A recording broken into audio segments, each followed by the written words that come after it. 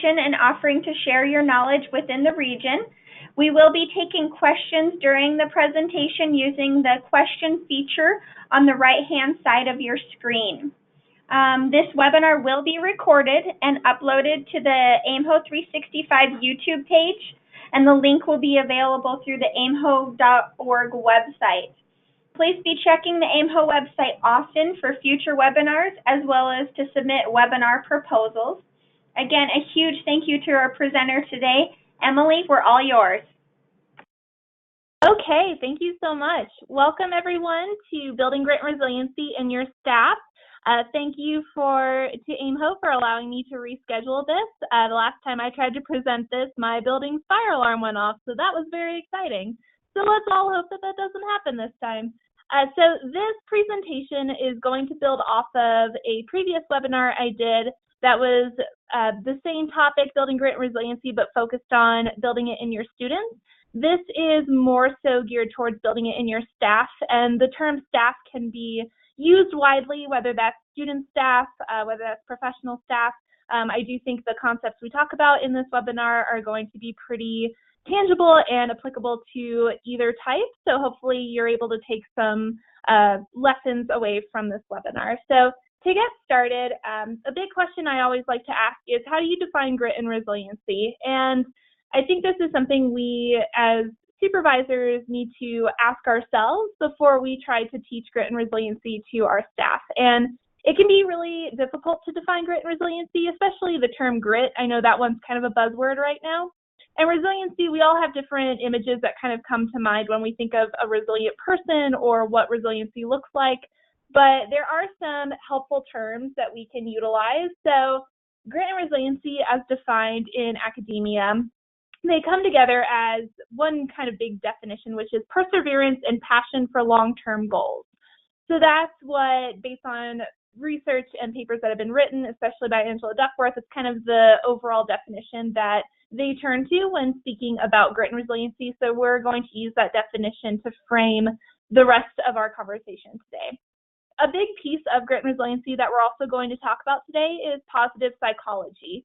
And positive psychology is something that isn't super new to the research world, but it is linked to grit and resiliency. So I will be talking about a few positive psychology terms and just kind of takeaways from the research I've read on it. And then a formula that I've kind of created after researching this and looking at academic papers and listening to TED Talks and taking a class on positive psychology. There's this formula that I found really helpful when I was trying to frame this for my staff and my students. And I work at a STEM institution, for those of you that don't know, so formulas are really big here. So this was really helpful for them. So the formula I have is goal achievement plus positivity plus context equals resiliency.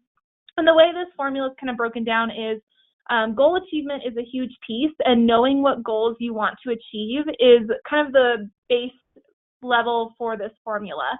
Positivity is also key in that, and by positivity, I don't just mean being a positive person. I really am going to be talking more about the positive psychology aspects and how you can kind of help train your brain to view challenges not as something that is detrimental to where you want to go with your goal achievement, but something that you can push through and overcome and is actually beneficial to your ultimate goal achievement.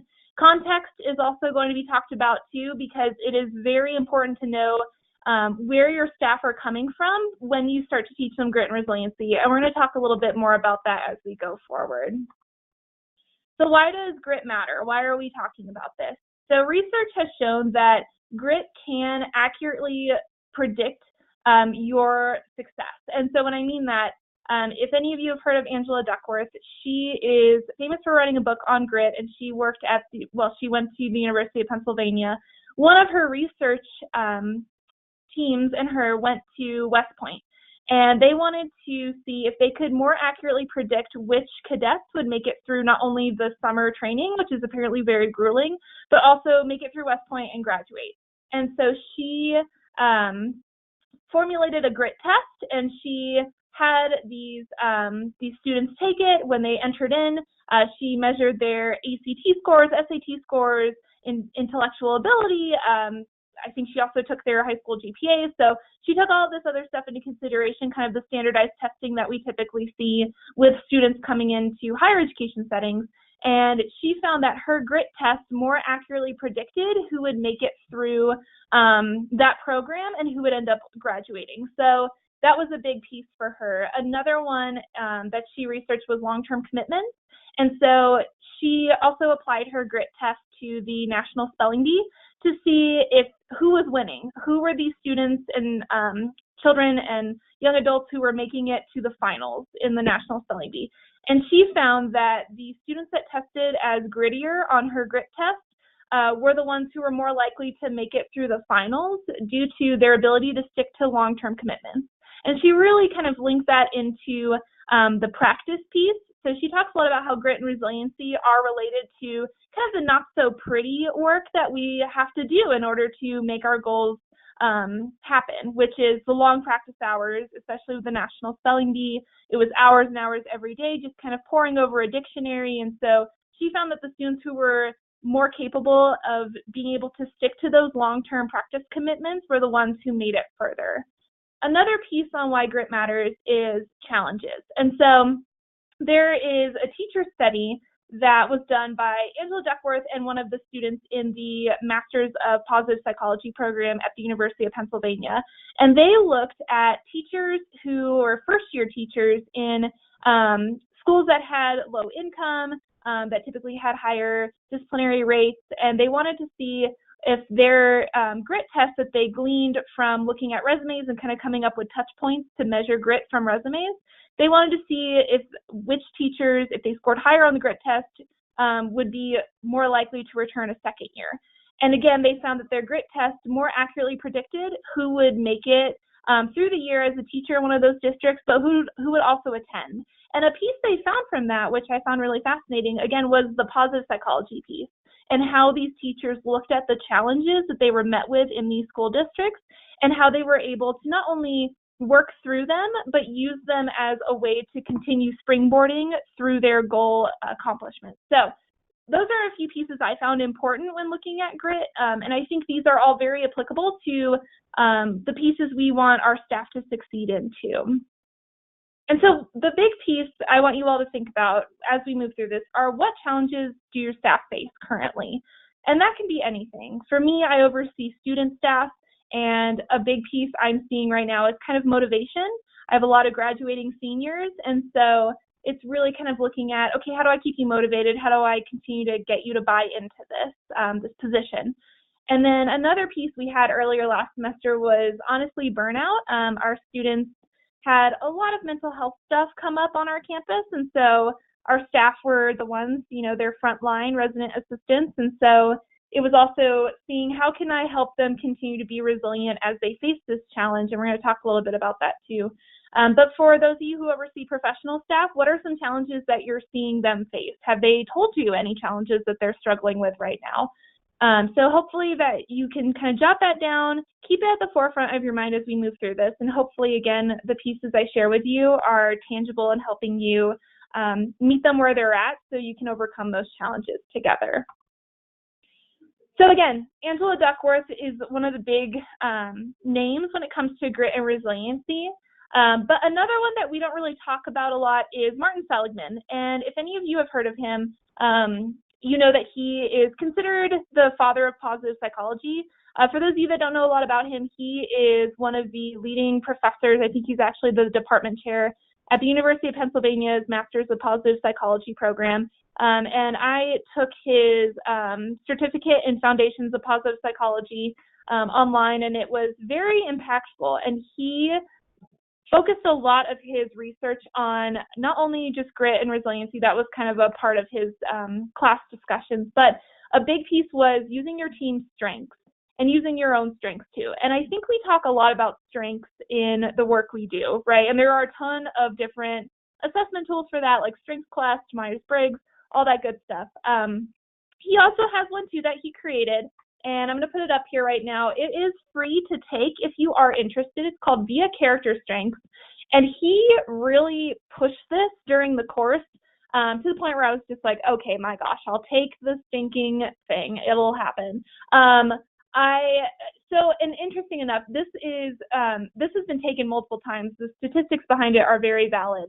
I have my own thoughts about it, and I like it, and then I have some just questions for him. But overall, I think it's a very interesting survey to take, mostly because of the way he asks you to look at the results.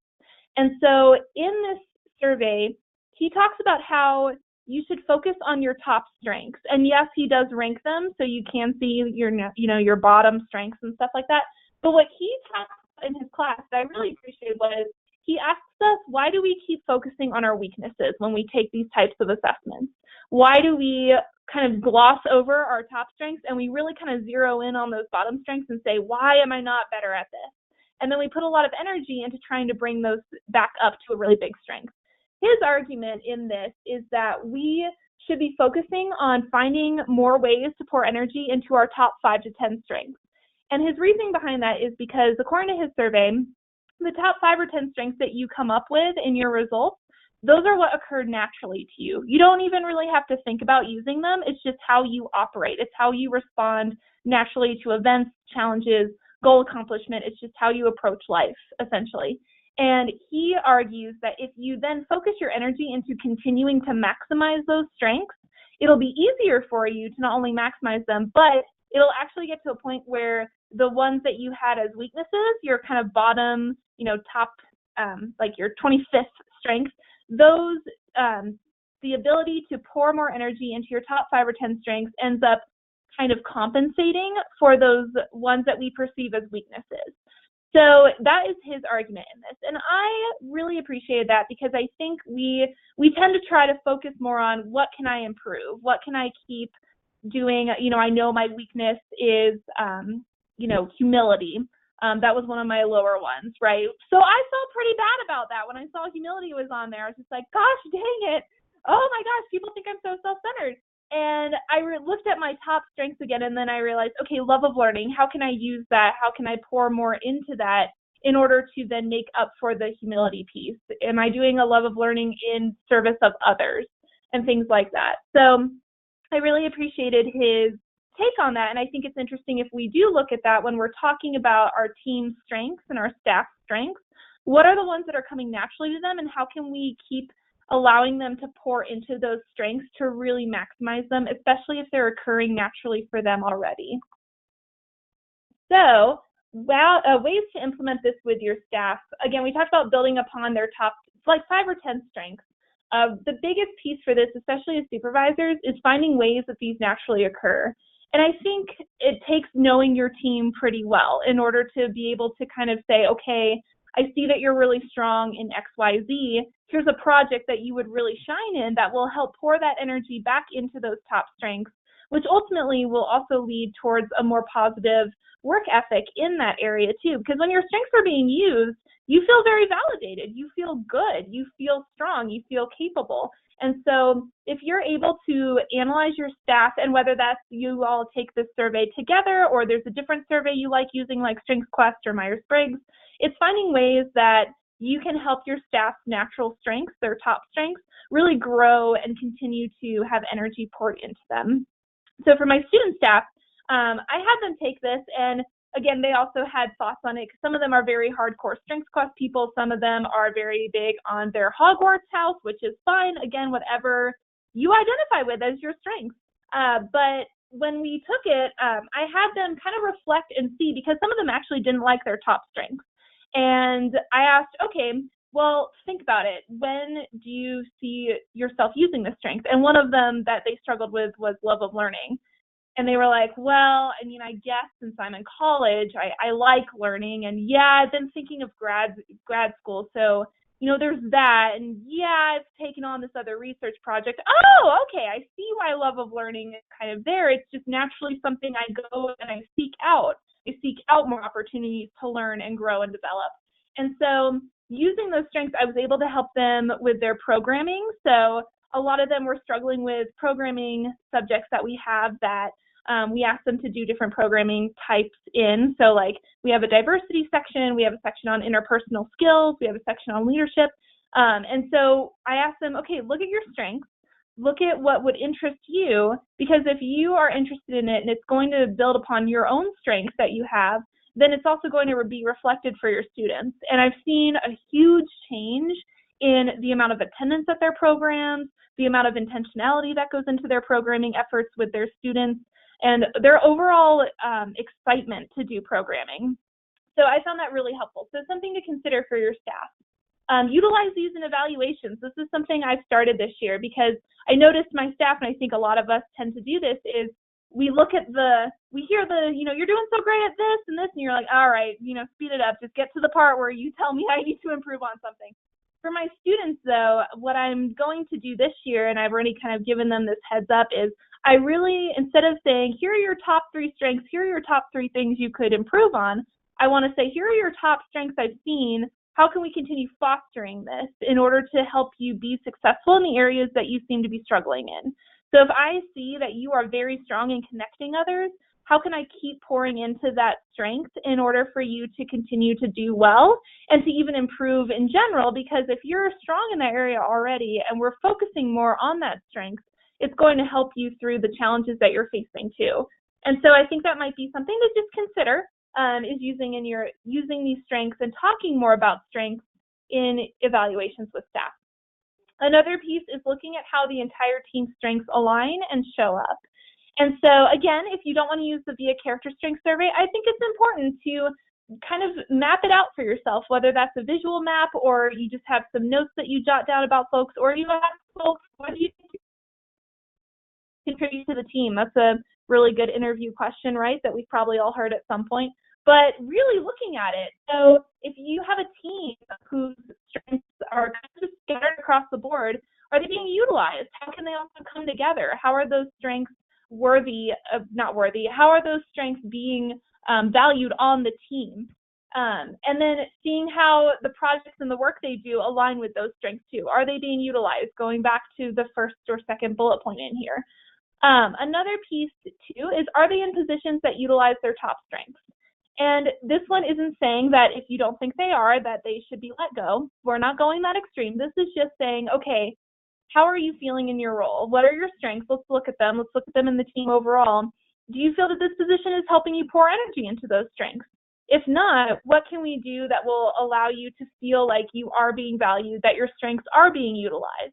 I think it's more of a discussion too, and I found this in my staff who have been in the same resident assistant or hall director position for more than a year or two, is how is this position still fulfilling you? How are you still learning and growing in this role? Is there something I can add to it that will help you continue to maximize your strengths? Have you felt that your strengths have been met prior in this role and now you're just kind of like, what next? What can I do? I think we do this already in most of our positions, but I do think it's something that we need to make sure that we're prioritizing, especially around evaluation time. I think that this has helped my students, especially the returners, really refocus for the year and say, okay, I did really well in this last year. This is a strength that I didn't really see that I was utilizing, but this year I'm going to really try to push it and pour more energy into maximizing those strengths as well. So ways to build grit. This is a big one. So for my staff, we actually did a training on grit and burnout in January, and we got some really good feedback from it. So I wanted to include it in here in case you are kind of starting from that point where you're saying, I don't know if we're ready to even talk about strengths right now. I really just want to keep building grit and resiliency in my staff before we get to a good place where we can start talking more about strengths. And so there's a few things in here. The first one is Sean Aker. I'm not sure if any of y'all have heard of him. He has a very popular TED Talk, which I love. It's called Happiness, Secrets of Happiness in the Workplace. And it's very popular. But I've watched it a few times, and he has a lot of facts about positivity in there that I think is important. And if you have time, I highly recommend watching it. But he talks a lot about how your brain at positive is highly more, not functional. You are a more productive person when your brain is at positive, which sounds like common sense, right? But we don't really think about that too often. And he talks a lot about structuring the workplace in order to make sure that your positivity is being focused in on and that you are getting your brain at positive more often than negative, neutral, or stress. He also talks a little bit about how you can train your brain to take in things in a more positive framework, which goes into the next bullet point, which is the 3 good things exercise.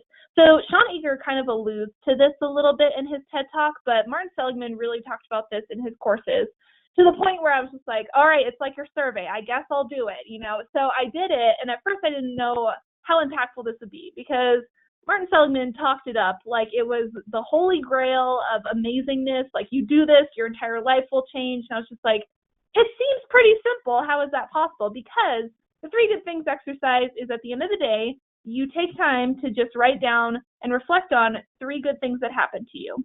That doesn't sound very life-changing, right? But he had us do that for a few weeks for the class. And at first, it was a little difficult to get into the habit of doing it, because we get busy. And if you work in housing, sometimes you have late nights. And so I started doing it, and I realized when it came to my day, after doing this for about 2 or 3 weeks, I realized I was already scanning my day for the positives at the end of it versus the negatives.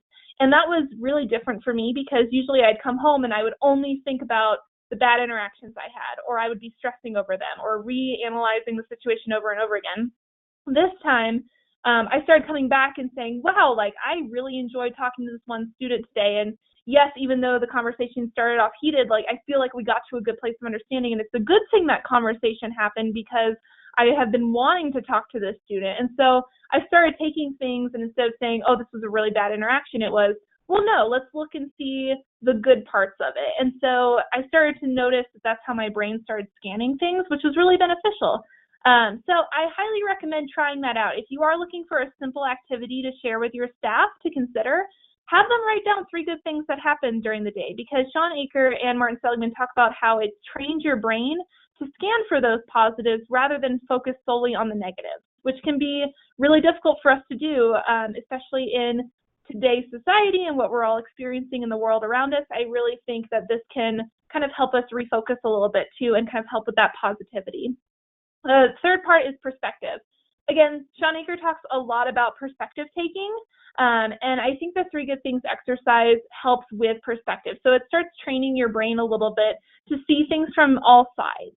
And so I think with professional staff, we do try to do that. With student staff, though, I think that this is a really key thing to teach them, especially with my students. Being engineers, a lot of them are still in that dualistic black and white mindset of like, this is X, this is Y, this is a yes, this is a no. It's all an equation, right? There's always got to be a right answer. And so for them, I really try to train them to think about things from multiple aspects, and to also not take things at face value. So if they have a bad interaction with a student, I challenge them in, was it a bad interaction? Tell me what happened in that. How was the conversation? You also got to talk to the student. So that's always a positive, right, is making those connections. And so I think that's another key piece when building grit.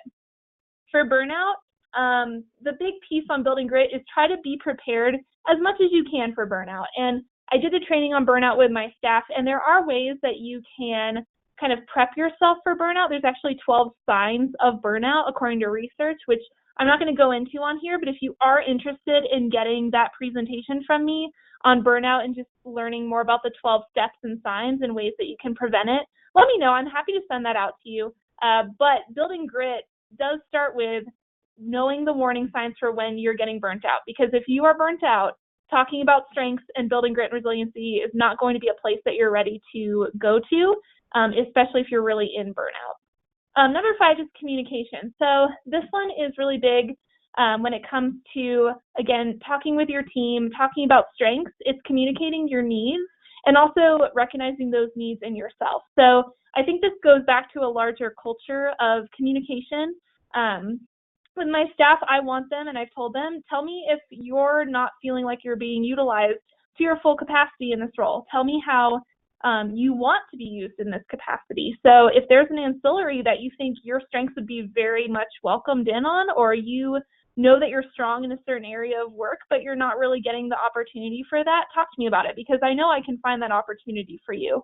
So keeping that communication up, because your staff will know, once they know their strengths, once they feel comfortable in those strengths, then I think if you open up the doors of communication of, give me feedback, tell me if I am using your strengths correctly, tell me if we can be doing more, I think that's really key for this too. Number 6 is one of my favorite, and this really does relate, for me, it relates really well to student staff. It's learn how to take a no. And Tab Wiggins, she works at the University of Iowa. She actually came to speak at our leadership summit this year, and she really resonated with our students. And one of the lessons she gave for leaders was learn how to take a no. And I think this relates extremely well back to grit, because one piece of grit and resiliency is knowing how to fail or make a mistake and come back. And so when Tab was talking, she said how sometimes when we are really feeling ourselves, we're feeling really strong, we're feeling like we're on top of the world, it can be hard if we get a no. She equated it to when she was an undergrad student and she was in all these leadership positions. She applied to be an orientation leader and was like, it's in the bag, I got it, I'm Tab Wiggins. And she ended up not getting the position, and it kind of threw her. And she was like, do you not know who I am, right? And she had to learn how to take a no and what the lesson was in that. And so for my student staff, I really try to teach them this, especially when they go into looking for internships or if they are trying to get promoted within our department and they don't get a position. Because I think if you're able to take a no, that's the first step in being resilient and kind of bounding back, especially when it comes to a challenge. And one of my favorite phrases is, a no isn't always a permanent no, it's a not right now. So even though you may get a no now, it doesn't mean that that no will still be the same case the next year. It goes back to learning and growing, looking at your strengths, utilizing them, and then trying it again. So I think that's a big piece that when it comes to learning more about grit and building grit and resiliency. So what about creativity? So this one I found really fascinating, especially when it comes to learning how to take a no. So another TED Talk I recommend, I'm really big into TED Talks if you can tell, is Ken Robinson. He has a TED Talk that's a few years old called Do Schools Kill Creativity, which is an intense title, right?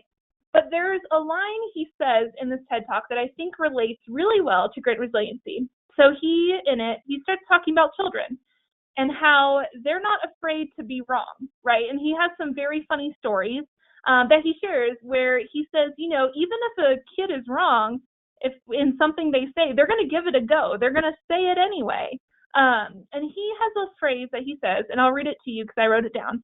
He says, if you're not prepared to be wrong, you will never be creative. We have stigmatized being wrong and have created companies and educational systems built on this. We've created a system where mistakes are the worst thing you can make. And I think he brings up a point about grit and resiliency. And when I think about creativity, I think about creativity in reference to knowing your strengths, to being gritty and resilient, because I think if you're able to look at challenges, reframe it, going back to positive psychology and Sean Aker, reframing it, looking at how you can use your strengths to get through that challenge and what you can learn from that challenge, I think that's where the creativity comes in. And I think for us, especially people who oversee staff and are responsible for developing staff, I think it's important to think about, am I allowing that creativity to take place? Am I allowing the space for my staff to explore their strengths? Am I being intentional with the time for them to explore those strengths, to be creative? And what is my culture around the word no? If they're wrong, if they make a mistake, if my staff makes a mistake, how do I approach that mistake? Obviously, there is a gray area with mistakes, right? Especially in housing. So when it comes to duty and things like that, obviously there are very clear things we need to have done, right? But when it comes to proposals for a different way of looking at training, or proposals for a new theme learning community, or looking at how our department is structured, or looking at how we do our hiring practices, I think when we allow our students and our staff, especially our staff, to be creative in those, I think it's important to see how we're showing up to those. Are we saying outright no? Are we punishing in an extreme way for making a mistake? What do those mistakes look like? Do we have clear communication around what mistakes look like in our department? And how do we come back from that? So I think that's really important, and I really took a lot from Ken Robinson's talk. So I really encourage it. Again, as someone who doesn't directly oversee professional staff on a daily basis, I would love your thoughts on this piece. As someone who oversees student staff, though, I have seen in the culture I've created, it is one of, you made a mistake, okay, let's learn from it. And also, if you give it a go and you pitch me something creative, I want to see the passion behind it, and I want to see how it's going to utilize your strengths. And maybe it's not a yes, maybe it's not a no, maybe it's somewhere in between of let's work on this a bit more. So I think that's important too. So just something I wanted to throw out there around grit and resiliency is Ken talks a little bit about that in his talk on creativity. So ways to build resiliency. A big piece that I think is very important is it can be learned. And I think that's very positive for our staff, especially student staff, is it's okay if it takes you a little while to build up your resiliency. It's okay if it's still really hard to hear a no, or to hear, no, we're not going to move forward with this presentation, or to hear, you made a mistake here. It's okay. Building resiliency takes time, and everyone kind of enters into resiliency and grit on different scales, which is why Angela Duckworth created a grit and resiliency test, is because we all have different variations of grit and resiliency. So how can we continue fostering it and building it? Again, we talked about this when on my slide about grit, perspective taking is huge. How are you looking at what's happening around you? How are you meeting challenges? How are you dealing with hearing no? That's a big one when building resiliency. And how can we as supervisors help you work through those no's or help you work through those mistakes? Another one, again, we talked about this, cultivating your staff strengths is really key. And however you want to see fit doing that, whether that's through via character strengths, whether there's a different practice that your department utilizes, or whether that's just having a very intentional conversation about how do you identify your strengths? Do you think you have strengths? Some of my staff couldn't name any strengths they had at the beginning of the year, which is upsetting because everyone has strengths. And so let's talk about that, intentionally talk about it. Ask for feedback and become comfortable with it. This one, again, is, I think, very applicable to both professional and student staff. I like teaching my student staff to not be afraid to ask for feedback, and I ask for feedback from them as well. And I've seen monumental changes happen. My RHA president now has no trouble telling me if she feels that I could improve on an area. And I do the same with her. And honestly, I've seen a lot of growth come from both of it, because her feedback is great for, hey, Emily, I noticed you wanted to do this. Here's my thoughts on it, because I don't know if it would work for our organization. Great, give me that feedback. And I can do the same for her. So becoming comfortable with feedback is key. And I think, myself as a professional, sometimes I still struggle with getting feedback. Not because I don't want to hear it. I'm always terrified because I want to be perfect at everything, and we can't be perfect, and that's okay.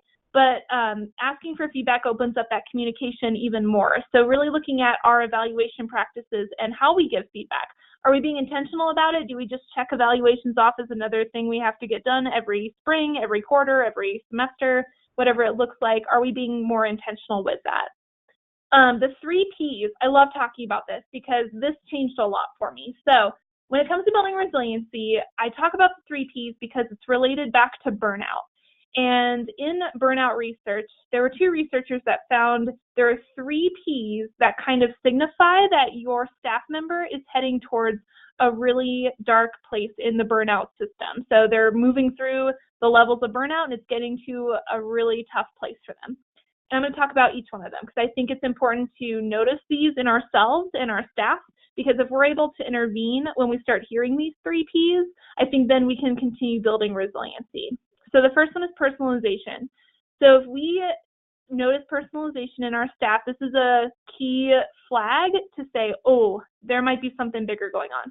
And what that means is if you make a mistake or you have a perceived failure or you hear a no, it's not just a no for a project, it's a no for your life. So this turns into hearing things like, I failed my chemistry test, I shouldn't even be a chemist, why am I even studying this, I should just drop out now.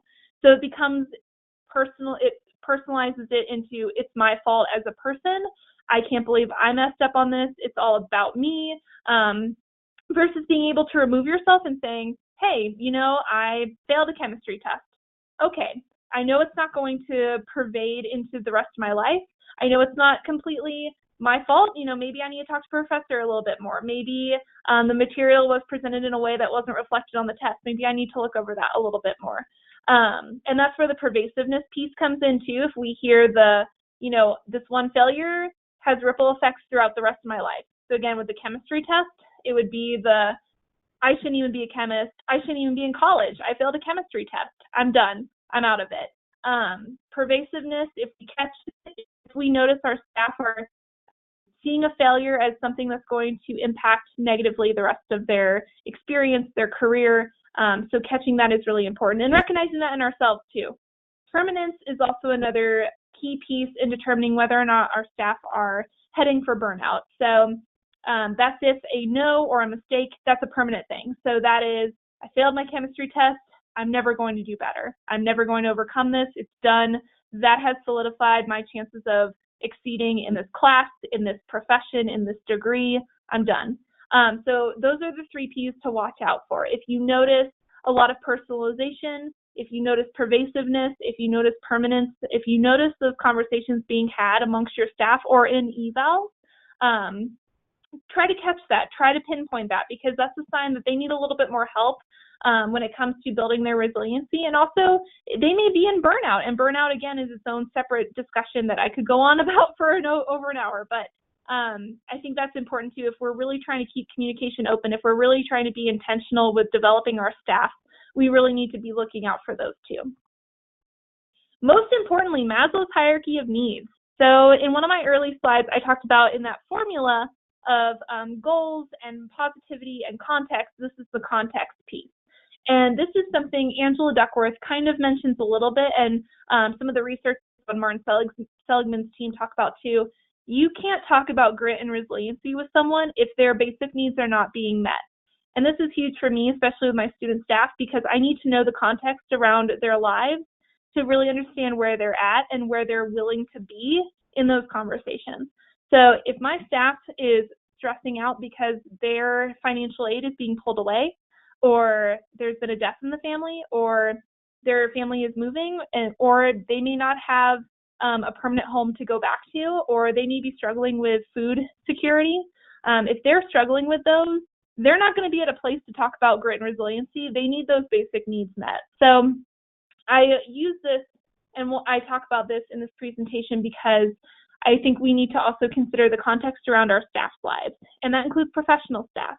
So if your professional staff's basic needs are not being met, that's something to consider, and that relationship depends on what your relationship looks like with your staff. So for me, I'm pretty open with my supervisor about where I'm at in my life, because I think it's important that she knows what's going on in my personal life, because it does impact how I show up at work and how I show up in these conversations.